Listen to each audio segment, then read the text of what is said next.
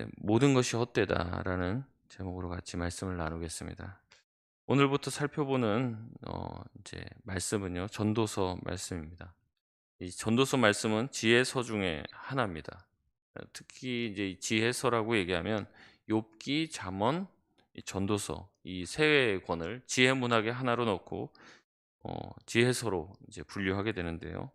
이 지혜서는요. 크게 또 두 가지로 나누게 됩니다.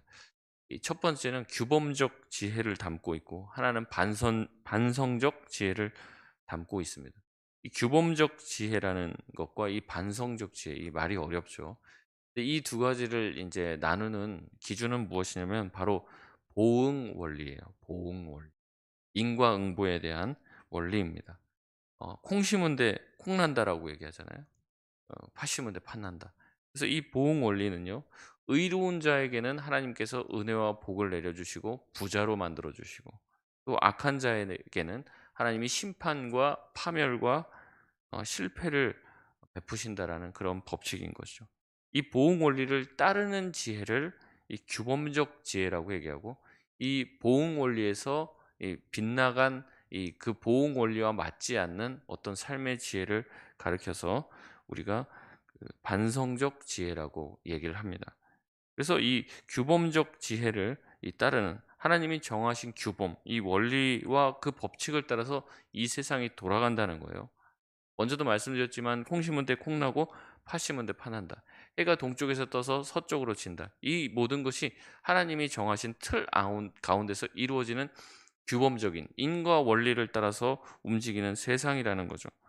그래서 우리가 이제 어 헌금을 할 때도 그런 말씀을 읽지만 "사람이 무엇이든지 심든지 그대로 그 사람이 거두게 된다."라는 말씀은 이 보응적 원리, 이 보응적 지혜를 담고 있는 겁니다.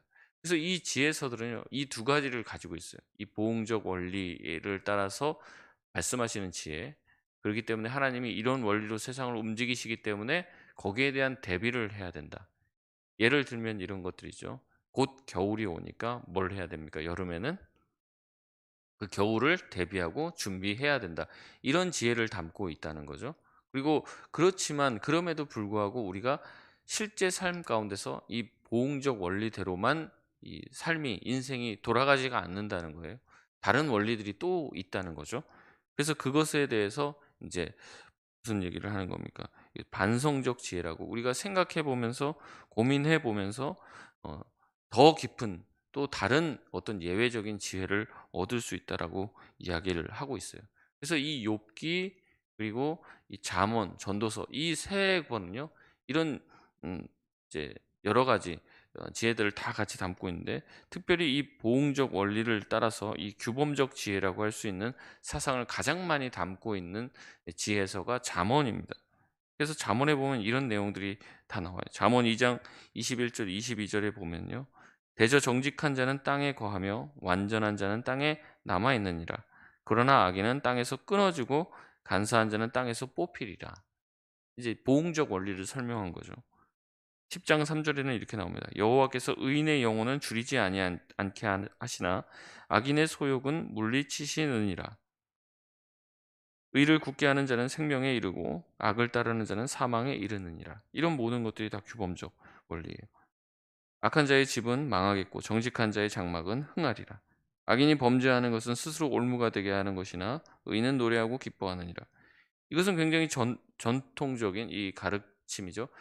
그래서 욥의 친구들도 이 가르침을 가지고 욥을 대하는 거예요. 여러분 우리도 다 이것을 믿는 거죠.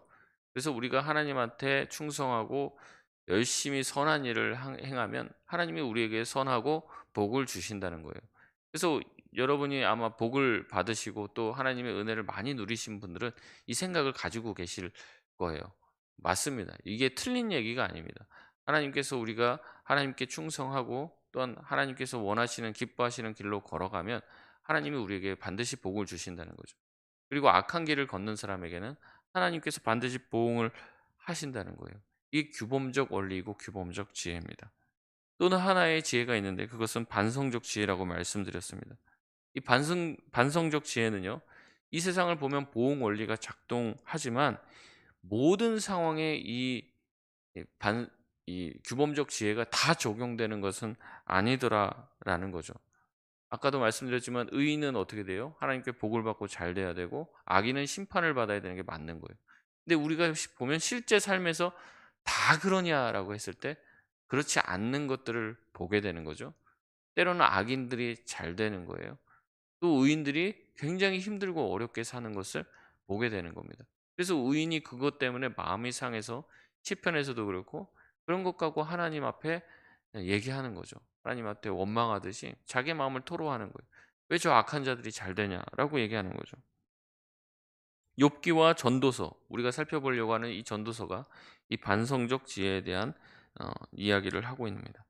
이 반성적 지혜는 인과응보의 원리가 전체적으로 전 우주를 움직이는 데는 대부분 맞지만 사람의 인생이라는 것은 수많은 변칙과 모호함과 모순들이 있기 때문에 이러한 단순한 인과관계로 설명되지 않는 많은 이야기들이 있다는 것이죠.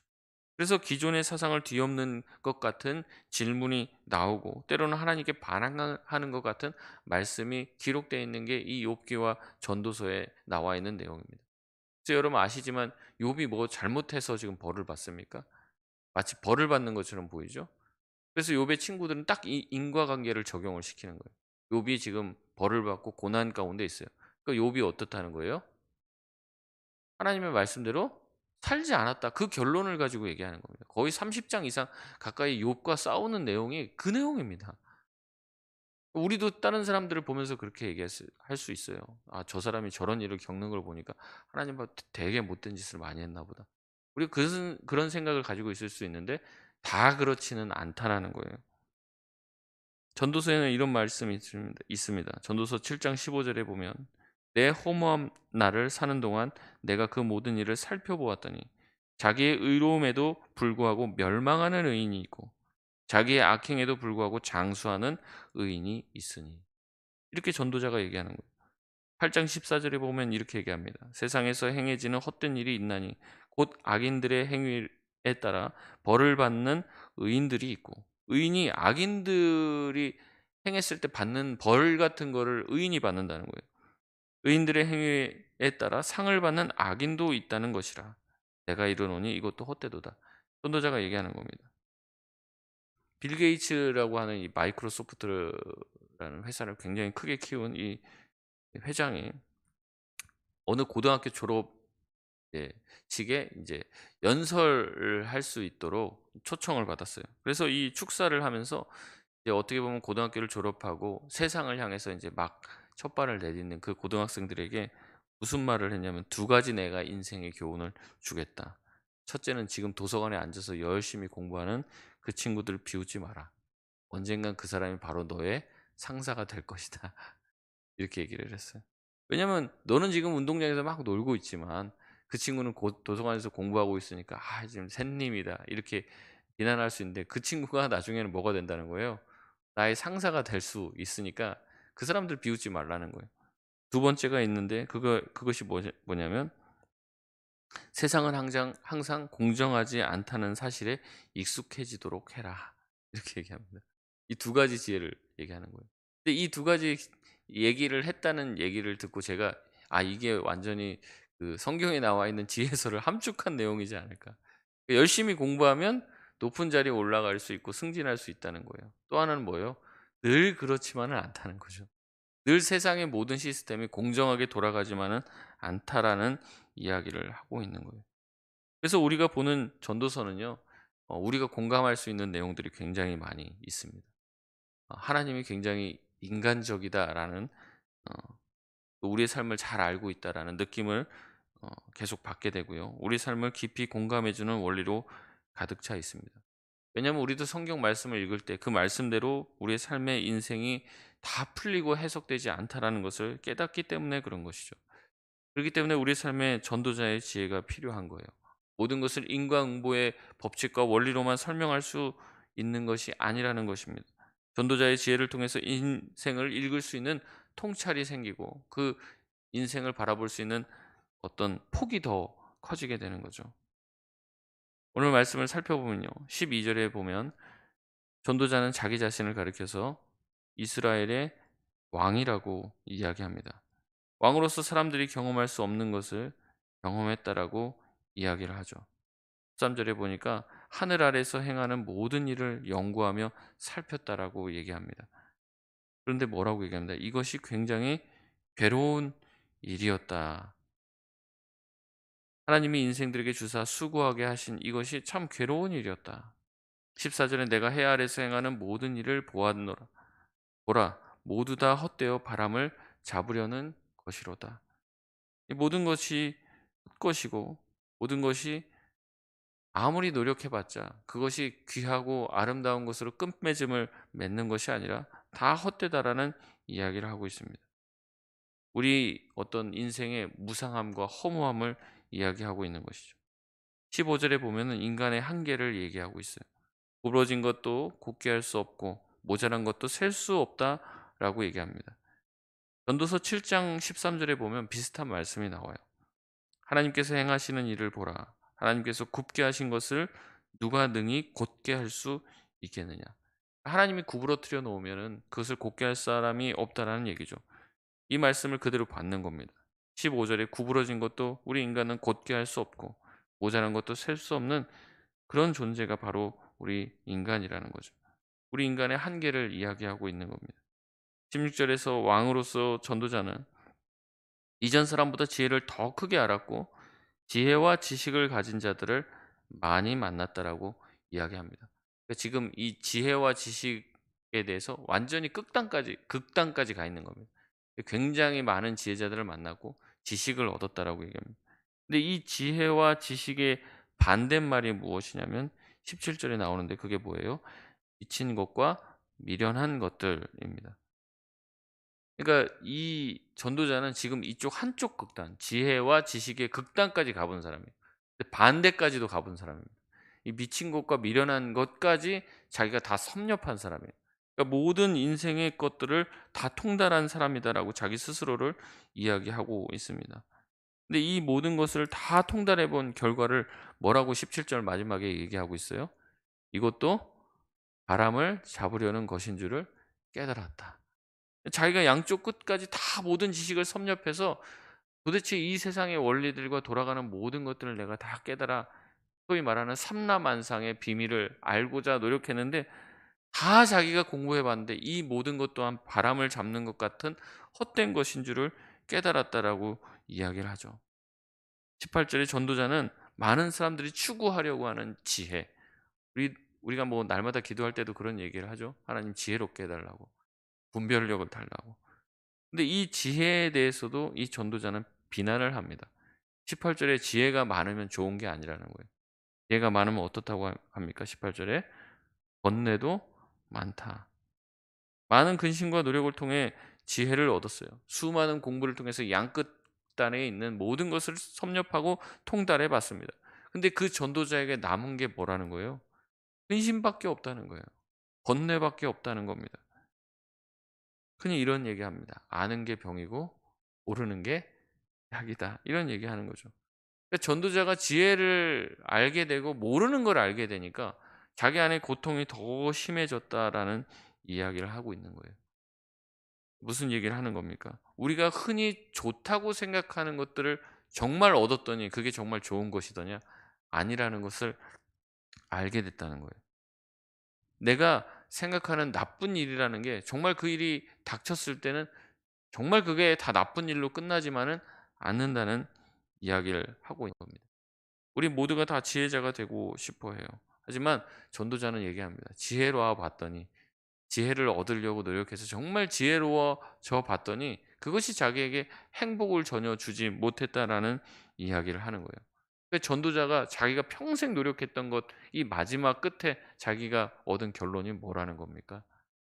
헛되다라는 얘기를 하고 있는 거예요. 우리 인생도 열심히 살아가려고 노력을 많이 합니다. 근데 이 전도자가 말하는 그 헛됨을 기억할 수 있길 바랍니다. 많은 분들이 많은 사람들이 또 세상에서 말하는 그런 것들을 내가 얻게 되면 또 우리의 기도의 제목들이 많은 부분 그럴 수가 있습니다.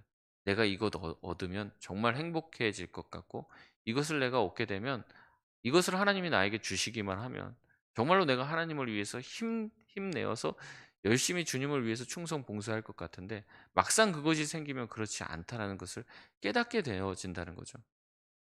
전도자는 그러면서 우리가 추구해야 될 것이 이 세상의 어떤 지혜라든지 이 세상의 어떤 보화가 아니라고 가르칩니다. 뭔가 우리가 추구해야 될 다른 것이 있다라는, 이 세상의 것이 아닌 다른 것이 있다라는 것을 계속해서 우리에게 이야기해 주고 있는 거예요. 말씀을 맺겠습니다.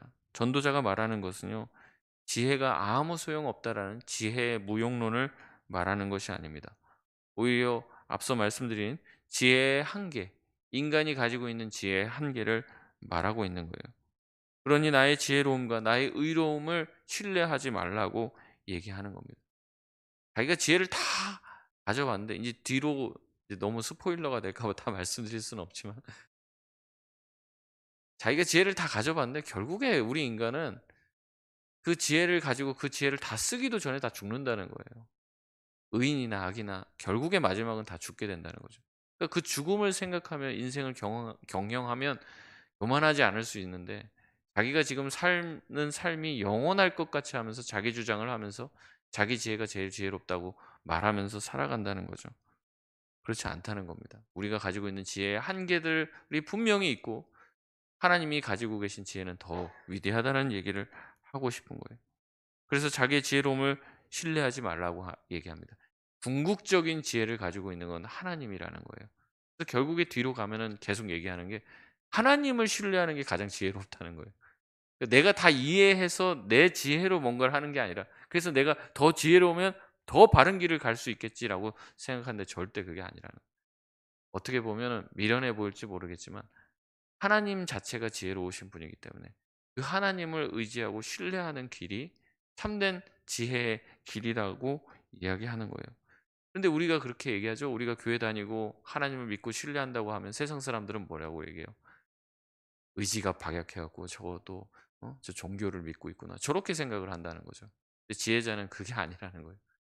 아무리 지혜로운 사람도 그 지혜에 한계가 있다는 것을 깨닫고, 하나님의 지혜가 가장 크시고 하나님이 움직이시는 이 삼라만상의 모든 원리는 우리가 다 이해할 수 없다라는 이야기를 하고 있는 거예요. 그렇기 때문에 그 지혜로우신 하나님을 신뢰하는 것이야말로 참된 지혜자라고 이야기하는 겁니다. 여러분, 우리가 해야 될 일은 지혜와 지식을 쌓기 위해 노력하는 게 아니에요. 우리가 해야 될 것은 나의 한계를 인정하는 것입니다. 내가 이 정도밖에 안 된다는 것. 내가 아무리 소위 말하면 이제 뛰어봤자 벼룩이다. 하나님은 더 대단한 능력과 지혜를 가지고 우리에게 말씀하신다. 그러니 우리가 해야 될 것은 그 말씀에 대한, 다 이해할 수 없어도 그 말씀에 대해서 순종하는 것이 참된 지혜다라고 이야기하고 있는 것입니다.